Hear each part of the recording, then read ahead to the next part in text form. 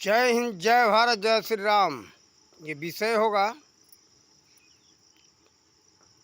कानून, अंग्रेजी कानून से भारत की कैसे बर्बादी। देखिए, भारत में पहले जो कानून था, जो नियम था, वो सब के लिए सुविधादायक था। उस तरह का पद्धति अभी हरियाणा राज्य में सोनीपत जिले में उस तरह से गांव में चल रहा है। हमने एक बार लोकसभा चैनल पर हमने देखा था। वो दिखाने वाले थे संवाददाता,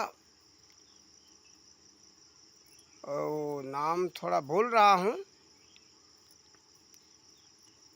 एक उत्तर प्रदेश के ही हैं, वो लगभग वो बर्मा के रहने वाले हैं। तो उन्होंने दिखाया था उस गांव में वैदिक रीति रिवाज से पंचायत के द्वारा सभी केसों का फैसला होता है। वह गांव किसी तरह का सरकारी सुविधा नहीं लेता। कहता कि हमारा ये सरकार से कोई कुछ नहीं चाहिए, हमको कुछ भी ज़रूरत नहीं है। हमारे गांव में थाना, कोर्ट, कचहरी का कोई ज़रूरत नहीं है, हम लोग अपना सुलझा लेंगे। तो देखिए, पहले था कि अपने भारतवर्ष में आजकल जो किसी भी कोर्ट में, लोअर कोर्ट हो, हाई कोर्ट हो, सुप्रीम कोर्ट हो, सभी कोर्टों में 10 साल, 20 साल, 25 साल मुकदमा पड़ा रहता है। तो देखो, ये बहुत दुर्भाग्यपूर्ण बात है। इतने कोर्ट हैं, लेकिन इन कोर्ट के होते हुए भी कोई सुविधा नहीं मिल रहा है। उस समय था कि 10-20 मिनट में ही किसी भी तरह के कठिन से कठिन मुकदमा का फैसला हो जाता था। उस समय में नागरिकों को ये सुविधा था कि समय का, पैसा का, शारीरिक परेशानी से बचत होता था। आजकल क्या है, लटकार करके रखो, घूस दो, वकील को वकालत दो, दौड़ते रहो। ये है इस समय। तारीख के ऊपर तारीख पड़ता रहता है, लोग दौड़ते रहते हैं, लोगों का समय खराब होता है, लोगों का पैसा खराब होता है, शारीरिक परेशानी होता है। देखो, एक प्राचीन काल के कथा का मालूम है कि एक बच्चा था और उसकी 2 माताएं हो गई दवा करने वाली कि ये हमारा बच्चा है, तो दूसरी कहे कि ये हमारा बच्चा है। उसमें एक मुश्किल हो गया था, असली माँ कौन है। तो राजा सोचे कि भाई, जिस माँ का बच्चा होगा उसके पास तो स्तन में दूध होगा, वो दूध पिला देगी तुरंत। जिसके पास बच्चा नहीं है, जिसके पास बच्चा है ही नहीं, वो दूध उसके पास कहाँ से होगा। तो दोनों माताओं के पास ऐसा था कि दूध था, दूध पिलाई। अब राजा और चक्कर में पड़ गए, भाई असली माँ इसमें कौन है। जो हमने थ्योरी निकाला, हमने सोचा कि इससे समझ में आ जाएगा, वो नियम काम नहीं किया। तब मंत्री से बोले, तो मंत्री ने कहा कि देखो, साधारण सा आसान उपाय है राजन, तलवार मंगाओ और तलवार मंगा करके काट करके 2 टुकड़ा कर दो, एक एक को दोनों को पकड़ा दो, ये ले जाओ आधा आधा। राजा तलवार मंगाए। तलवार आते ही असली जो माँ थी रोने लगी, तड़पने लगी, कहने नहीं नहीं कोई बात नहीं, ये बच्चा को काटा न जाए, टुकड़ा न किया जाए, इसी को दे दो, हमको बच्चा नहीं चाहिए। और जिसका बच्चा नहीं था वो चुपचाप खड़ी देख रही थी, उसको तो कोई दया था नहीं बच्चा के प्रति। तो राजा को पता चल गया कि असली माँ ये है, और तुरंत मुकदमा, यानी 10-20 मिनट के अंदर ही मुकदमा वो फैसला हो गया। देखो, उस समय ये नियम था। अब ये कानून लेकर के जो अंग्रेज आए, लोगों को चूसने के लिए, लूटने के लिए। देखो, जब तक स्वतंत्र नहीं हुआ था भारत, तब तक खेतों का दो नक्शा हुआ करता था, ऐसा पता चलता है। तो एक था असली, एक था नकली। किसानों को लड़ाने के लिए पटवारी पहुंचा, जिसको बिहार में अमीन कहते, पहुंचा, कहा कि देखो भाई, तुम्हारा खेत तो यहाँ से ये है, ये जो है इतना रकबा है, तुम्हारा खेत फलाने में घुसा हुआ है। अब वो अच्छा तो कहे कि भाई, लालच में पड़ करके किसान कहे कि भाई ये हमारा रकबा कम है, खेत कम है, तो इसको कैसे किया जाए। तो फिर जो है अमीन अपना वो जो पटवारी है घूस ले, और घूस ले करके असली नक्शा ला करके वो फैसला कर दे, और नहीं तो राय दे देगा ऐसा करो तो मुकदमा करो। अगर आसानी से हुआ तो ठीक है, नहीं तो चलो तहसीलदार के पास, तहसील में मुकदमा करो, और मुकदमा होगा, उसमें फैसला होगा, तब तुम्हारा वहाँ से मजूरी मिलेगी, तब हम आकर के नाप देंगे। ऐसे भी पाठ पढ़ाते थे। अब मुकदमा हुआ, तहसीलदार साहब को घूस दो, वकील को घूस दो, और जो वहाँ जो मुकदमा फैसला करने के लिए लोअर कोर्ट में, उसको भी घूस दो। तो देखो इस तरह से ये लोग लूटते थे। ये लूट का कानून है। और बात, पहले किसी भी कार्य के लिए टैक्स नहीं था, यानी कर नहीं था, लेकिन ये लोग आए तो पढ़ाई लिखाई के ऊपर भी कब्जा कर लिए। यहाँ जो है सारी विद्याएं सभी को दी जाती थी, डॉक्टरी हो, खेती का कार्य हो, इंजीनियरिंग हो, सैनिक शिक्षा हो, और कुछ भी हो, मैंने सभी तरह का कार्य जो है स्वतंत्र था, लोग सीखते थे, सबको जरूरी था सीखना। लेकिन अब क्या है, तुम सीख नहीं सकते हो, केवल पढ़ लो और घर चले जाओ। प्रयोगात्मक शिक्षण, प्रशिक्षण कुछ भी नहीं अनिवार्य है। तो देखो उस समय के शिक्षा में और आज के शिक्षा में अंतर है। उस समय करके सबको सीखना पड़ता था, और उस समय कोई ये नहीं था कि सरकार के कोई हाथ में नहीं था, डॉक्टर से कोई कर नहीं था, यानी टैक्स नहीं था, कोई शुल्क नहीं लिया जाता था। अब तो कमाओ, कमा करके हमको शुल्क दो, किसी भी विभाग में ले लो, सभी जगह ये है। उस समय शुल्क था, लेकिन किसी किसी कार्य के ऊपर था, सबके ऊपर नहीं था। देखो सैनिक शिक्षा सबके लिए अनिवार्य था। निश्चित ये नहीं था कि कब हमारे देश पर आक्रमण हो, लड़ाई छिड़ जाए। सभी के पास ये युद्ध विद्या मालूम रहेगा तो सभी लोग लड़ सकते हैं समय आने पर। अब क्या है, वो विद्या नहीं मालूम है तो जा करके सेना में जब भर्ती होना होता है तो लोग प्रशिक्षण लेते हैं, प्रशिक्षण लेकर के लोग भर्ती होते हैं। उस समय सब कुछ प्रशिक्षण पढ़ते समय में विद्यार्थी को गुरुकुल में मिलता था। सभी विद्याएं गुरुकुल में सभी विद्यार्थियों के लिए अनिवार्य था, ऐसा इतिहास से पता चल रहा है। तो इसके पीछे कारण ये है, सैनिक शिक्षा से वंचित रखने के लिए समाज को, ताकि इन लोगों को युद्ध विद्या मालूम नहीं रहेगा तो हमारे खिलाफ ये लोग नहीं लड़ सकते। हम जिसको प्रशिक्षण देंगे, भर्ती करेंगे, वो हमारा तो गुलाम होगा, हमारे अधीन रहेगा। जिसके प्रति हम जहाँ लड़ने को कहेंगे, मारने को कहेंगे, वो जा कर के मारेगा, पीटेगा, हमारे कब्जे में सब लोग रहेंगे।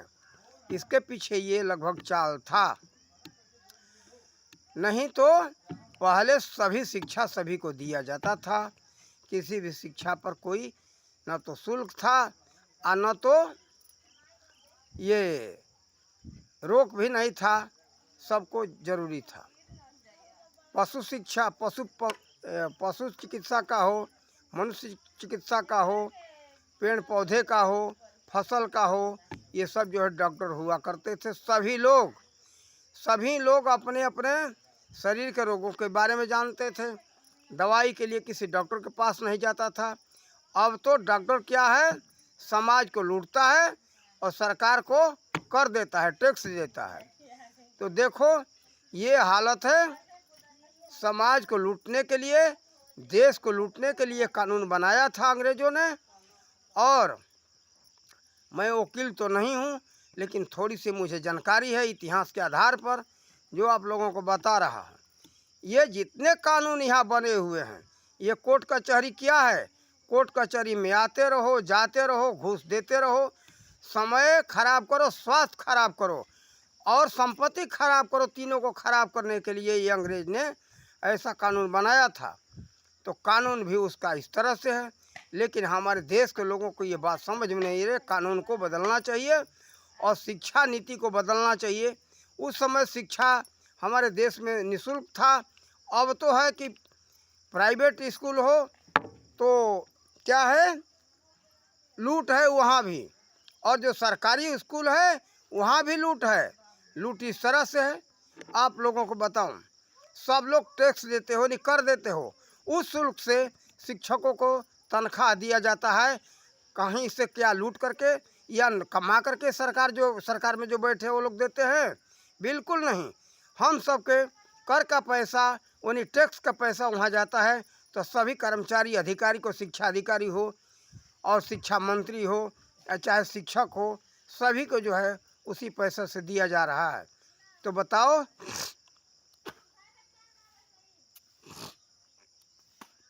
सुबह का समय है, थोड़ा कफ आ रहा है इसलिए हम दिक्कत हो रहा है, माफ़ करना आप लोग। तो देखो ये इस तरह के घटिया कानून से, बिल्कुल रद्दी कानून को, हमारे सरकार को स्वतंत्र होते, भारत को स्वतंत्र तो होते ही इसको मिटा देना चाहिए। और सब कुछ वैसे जो इससे पहले था चलते हुए, उस समय मान लो इतने पुस्तकें महंगे नहीं थे, बहुत सस्ते पुस्तक होते थे, नैतिक शिक्षा दी जाती थी। देखो हमारे अभी हम देखते हैं अश्वनी उपाध्याय का कहीं कहीं वीडियो, तो उसमें कानून पर बहुत उन्होंने जोर दिया है। कठोर कानून है, कठोर कानून जितना बना लो, कागज़ में है कानून और हमारे विचारों में नहीं है तो क्या हो सकता है? कुछ नहीं होगा। पहले होना चाहिए नैतिकता की शिक्षा। प्राचीन काल में सबको नैतिकता और अध्यात्म अनिवार्य था। पढ़ते समय में भी सभी शिक्षाएं ये दी जाती थी। ये धीरे धीरे करीब करीब 50 वर्ष के अंदर अंदर शिक्षा की व्यवस्था और ख़राब होती चली गई। जैसे जैसे ये सरकार बढ़ता गया, अंग्रेजी शिक्षा को बढ़ाया और बढ़ते बढ़ते ये हो गया कि आजकल सब कुछ ख़त्म हो गया।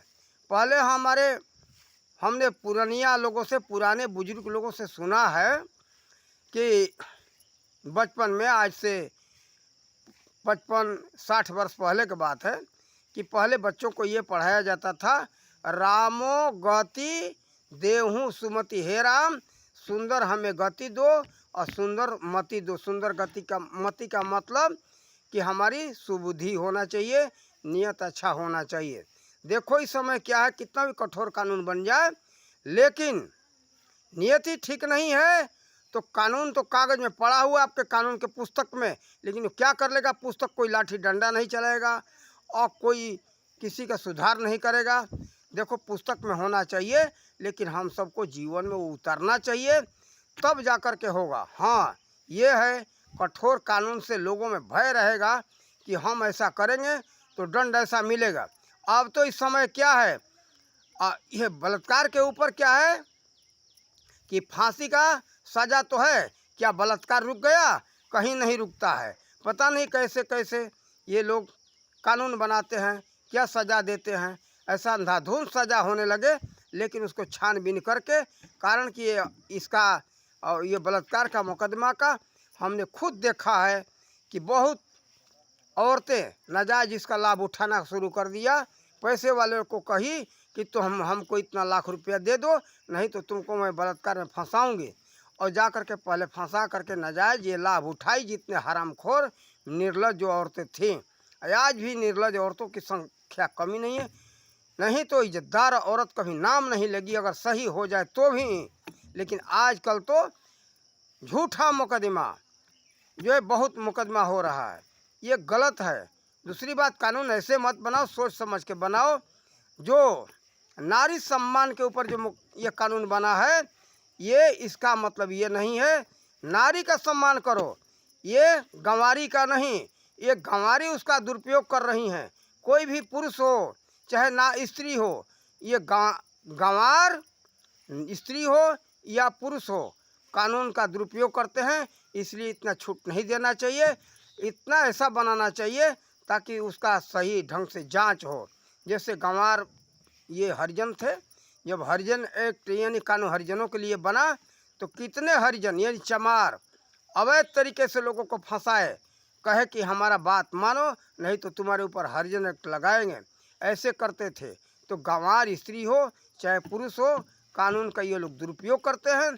उस समय ये नियम था कि कोई गवाही का जरूरत नहीं, तुरंत वह सज़ा निश्चित है। केवल हरिजन कह दे कि ये जो है हमको मारे तो तुरंत सज़ा निश्चित हो गया। इसी तरह से महिलाओं के लिए जो बना था कि जिसने महिला ने कह दिया तो गवाही सखिया का कोई ज़रूरत नहीं। 2012 में जो निर्भया का ऐसा कांड हुआ, उसी के बाद से इस तरह का कानून बना। तो कुछ भी आप लोग कानून बनाओ, बहुत सोच समझ करके बनाओ। कानून भी बनाना हो तो पहले तो हम सभी से यही कहेंगे कि पहले ज़रूरी हमारे शिक्षा में सुधार, शिक्षा में नैतिकता की शिक्षा नहीं दी जाएगी तब तक हमारे समाज में सुधार आ नहीं सकता। चाहे कोई लाख उपाय कर ले, कभी नहीं सुधार आएगा, कभी नहीं सुधार आएगा, कभी नहीं सुधार आएगा।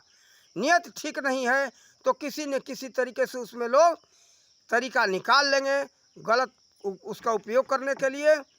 और मान लो ठीक है गवाही या सखिया का ही ज़रूरत हो तो ये लोग क्या करेंगे, कहेंगे कि भाई 10 लाख रुपया मिलेगा, भले 1 लाख रुपया हमारा घूस में चला जाए तो क्या फ़र्क पड़ता है।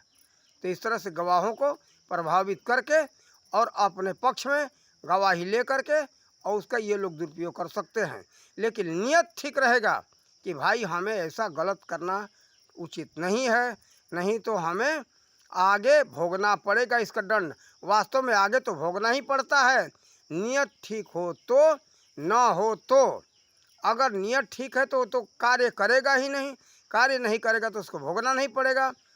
अगर नियत जिसका ठीक नहीं है, आज तो अच्छा मौज मौज दिखाई दे रहा है, लेकिन उसका मौज का अंत में जो परमात्मा के द्वारा सज़ा मिलता है तो लोग कहते हैं कि हे परमात्मा हमने क्या बिगाड़ा था, लेकिन अपने किए हुए कर्मों को, दुष्कर्मों को भूल जाते हैं दुष्ट। इसलिए ये गंवार स्त्री हो या पुरुष हो, सभी लोग इसका नाजायज़ लाभ उठाते हैं। देखो आज हमारे देश में पता चलता है इतना हजार इस राज्य में कांड हो गया, उतना हो गया। ऐसा वास्तव में सही हो भी रहा है, लेकिन कुछ गलत भी घटता है, ये केस लिखाया जाता है। तो ये बात नहीं है, जो सत्य हो उसका सज़ा मिलना चाहिए, असत्य हो उसको छानबीन करके सज़ा नहीं मिलना चाहिए। तो देखो ये हमारे देश में से कानून का ये लोग नाजायज़ दुरुपयोग करते हैं। और अंग्रेज ने सभी तरह के जितने कानून हैं, सारी व्यवस्थाएं, कानून ही नहीं सारी व्यवस्थाएं ये अपने लूटने के लिए सभी व्यवस्था बनाए थे। देखो शिक्षा जो था पहले निःशुल्क था, गुरुकुल हुआ करता था, और उस समय गरीब हो अमीर हो सभी के बच्चे एक हिसाब से पढ़ते थे। आप लोग प्राचीन काल का इतिहास उठा करके देखो, भगवान श्री राम भी अपने गुरुकुल में गए तो वहाँ उनको गाय चराना पड़ा, उससे आगे का ले लो। और नहीं अपने गुरुकुल में गए तो उनको भी खेती करना पड़ा और गाय चराना पड़ा। आज के विद्यालय में बच्चों को ये सुविधा हो तो ये लोग क्या कहेंगे तो गलत हो रहा है, लेकिन देखो मेहनत करने से शरीर मजबूत रहता है और उसके क्या होता है, कार्य करने से कार्य करने का तौर तरीका पूरा उसकी पद्धति का ज्ञान हो जाता है। और सभी कार्य जीवन में कराए जाते थे बच्चों से, विद्यार्थियों से। जितने हम सबको जीवन में कार्य करना है उसका प्रशिक्षण विद्यालय से मिल जाता था, कोई भी कार्य बाकी नहीं रहता था। तो कार्य करने से शरीर में मजबूती भी आता है, निरोग रहता है, साथ ही कार्य का ज्ञान होता है। तो विद्यार्थी विद्यालय से आया और आने के बाद उसको किसी भी तरह का कोई शिक्षण प्रशिक्षण अब जाने की ज़रूरत नहीं है कहीं, सारा कार्य लोग कर लेते थे। इसी का नतीजा है आज सब कुछ क्या है, पढ़ाई तो है लेकिन ज्ञान नहीं है। इसके लिए सबको एक दूसरे के ऊपर निर्भर है। लोहा का कला हो, लोह कला सिखाया जाता था। आज तो लोग पढ़ के आते हैं और किसी भी तरह के लोह कला का ज्ञान नहीं है, डॉक्टरी का ज्ञान नहीं है। जाओ डॉक्टर के पास, मनमाना वो लूटता है। किसी भी कार्य के लिए कुछ भी हो, हम सब 1 से लेकर के 100 तक हम कहते 100% सभी कार्यों का ज्ञान विद्यार्थियों को होता था। खेती का कार्य हो, पशुपालन का कार्य हो, पशु चिकित्सा का कार्य हो, वकालत हो, डॉक्टरी हो, राजनीति हो, सैनिक शिक्षा हो, और कुछ भी अपने घरों में आप कार्य करते हो, जो बनाते हो आप। जैसे आज एक छोटा सा चीज़ ले लो, लकड़ी का कार्य करना है तो बढ़ई के पास जाना पड़ेगा। लोहा का कार्य है तो जा कर के आपको लोहार के पास जाना पड़ेगा। छोटा कार्य हो चाहे बड़ा कार्य हो, आप घर में नहीं कर सकते हो, कारण कि आपसे कराया नहीं गया, आपने किया नहीं। कोई भी मशीनरी हो, सभी जो है एक दूसरे के ऊपर निर्भर रहना पड़ता है। उस समय सभी तरह की मशीनरियाँ, ये न मत सोचो कि मशीनरी नहीं थी, इससे भी आगे उस समय विज्ञान हुआ करता था। देखो राम के समय में आपको सबको पता है, रामायण के माध्यम से पुष्पक विमान था। आप विमान उस समय नहीं होता तो ये विमान का चर्चा धर्म ग्रंथों में कैसे आया। महाभारत काल में ले लो, दूरदर्शन था, यानी जिसको टीवी कहते हैं आजकल, तो देखो और टीवी था।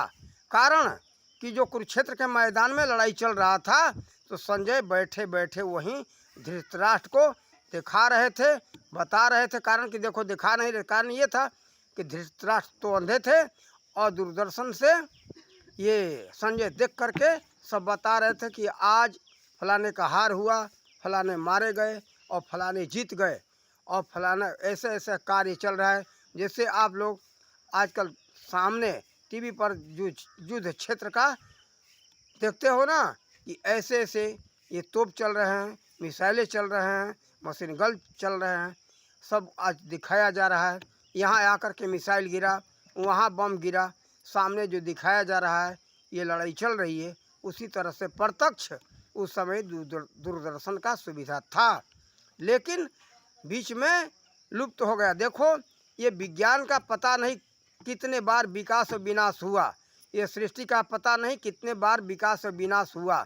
कारण कि ये विनाश का कारण है भूकंप, बाढ़ और सूखा। इस तरह से जनसंख्या का नाश हो जाता है, सृष्टि का नाश होता है। अति सूखा पड़ जाता है तो मानव सभ्यता का नाश होता है। भयंकर बाढ़ आता है तो भी उसमें मानव सभ्यता का नाश होता है। उदाहरण में जैसे आप जाओ, राखी गढ़ी का जो है अवशेष पाया गया ज़मीन के नीचे।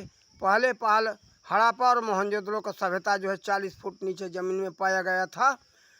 और लोथल का है, इस तरह से बहुत नगरों का है जो कि दबे पड़े थे ज़मीन के अंदर, खुदाई में मिला। इससे पता चलता है बाढ़ में वो सभी सभ्यताएं दब गए। तो देखो धीरे धीरे मिट्टी आती रही पहाड़ों से।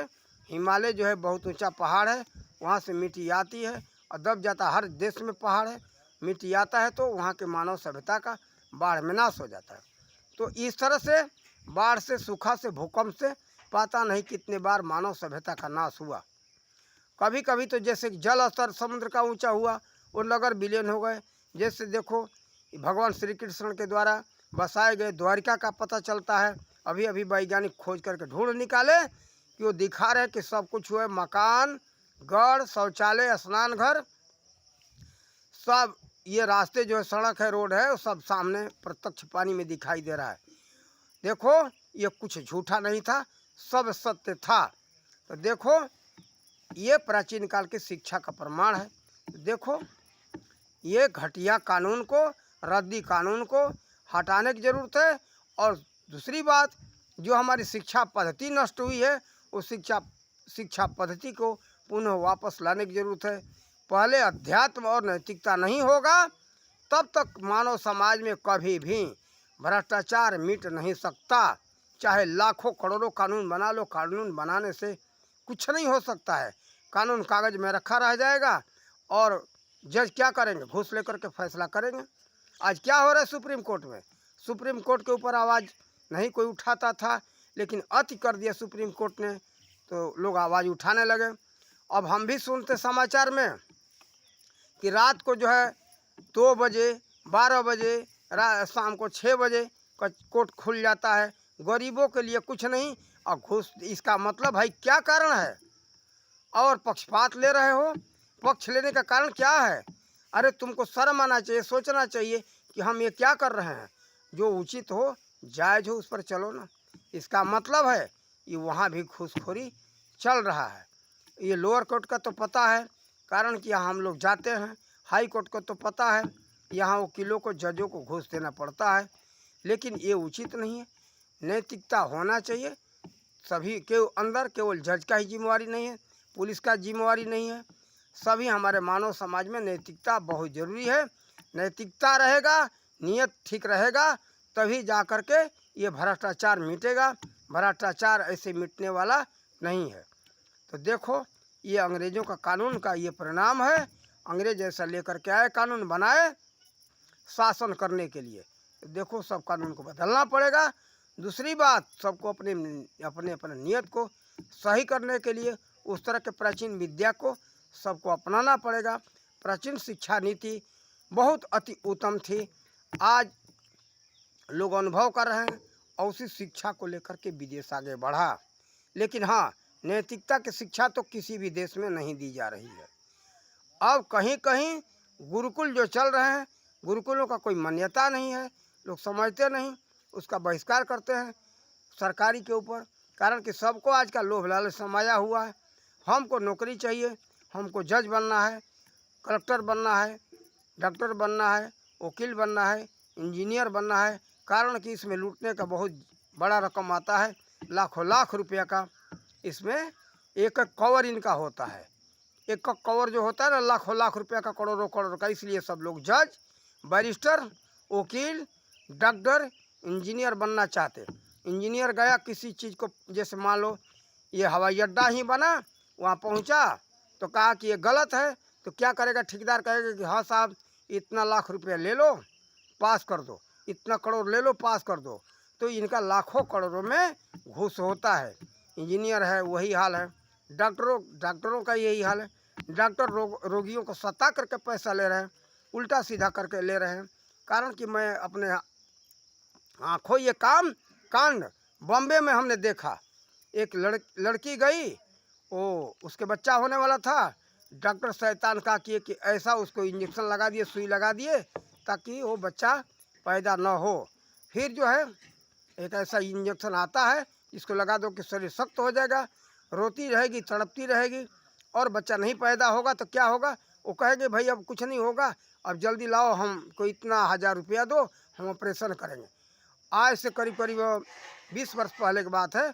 उस समय 35,000 रुपया मांगा था वो गरीब से। तब जाकर के बहुत करते करते जो है 30,000 में हुआ। फिर ऐसा कांड हमने कई जगह सुना, देखा। इसलिए अगर नियत सही होता तो ये बात नहीं होता। अच्छे भी डॉक्टर हैं।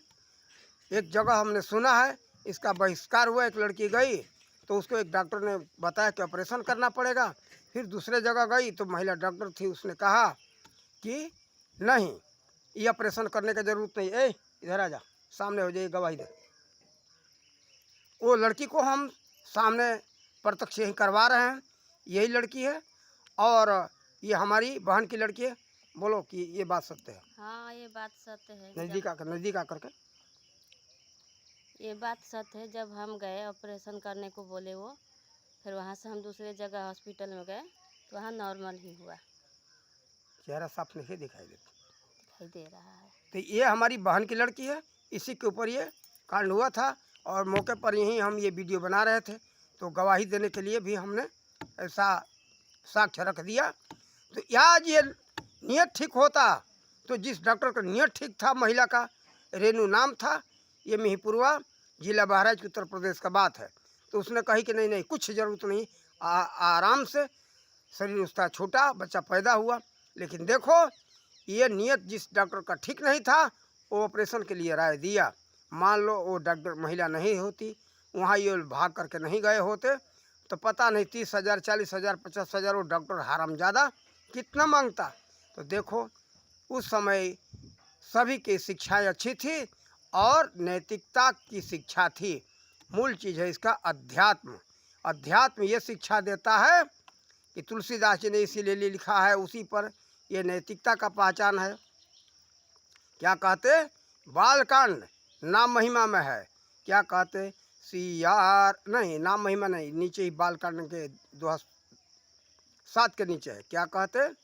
सिया राम मैं सब जग जानी, करऊँ प्रणाम जोरी जुग पानी।